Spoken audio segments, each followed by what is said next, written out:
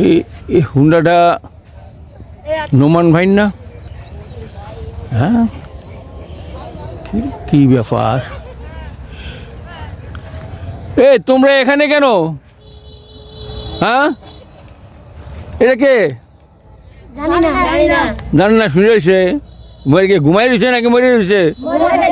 হ্যাঁ, কয় কি? তুমি কখন দেখছো? এখন? ওরে বাবা রে, বলে কি? এটা তো পরিচিত হুন্ডা আমার। নোমান ভাই না? ওরে বাবা রে, নোমান ভাই তো আরে খাইছে আমারে। হ্যাঁ, নোমান ভাই, নোমান ভাই, একটু জাগাও তো, একটু জাগাও, জাগাও, তোলো। নোমান ভাই, ভাই কি হয়েছে আপনার?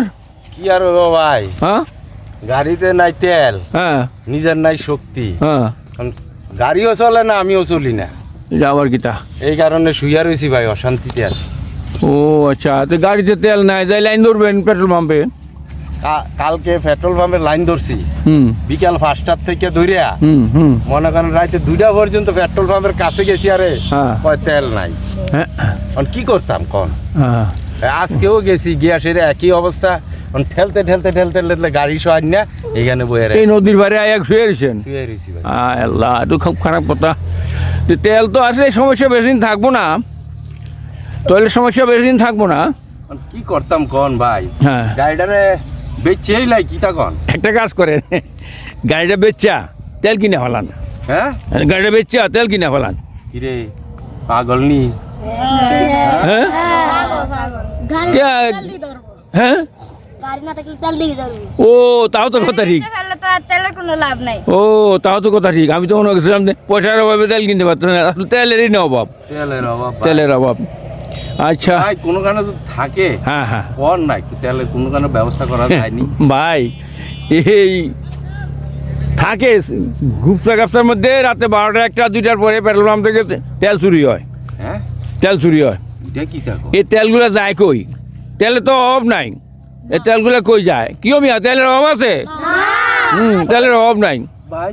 এটা করলেন জুবের ভিতরে পাওয়া যায়? হ্যাঁ, হ্যাঁ, জানি পেট্রোল পাম্পে পাওয়া যায় না, আমরা কোন জুব জানি? এই পেট্রোল পাম্পের থেকে রাতে 2টা 3টার সময় ড্রামে ড্রামে তেল জায়গা। তেলের অভাব নাই, জাহাজে জাহাজে তেল আইতাছে। সব সিন্ডিকেট। যে পর্যন্ত সিন্ডিকেট বন্ধ করা যাবে না সেই পর্যন্ত তেলের সমস্যার সমাধান হবে না, বুঝছেন?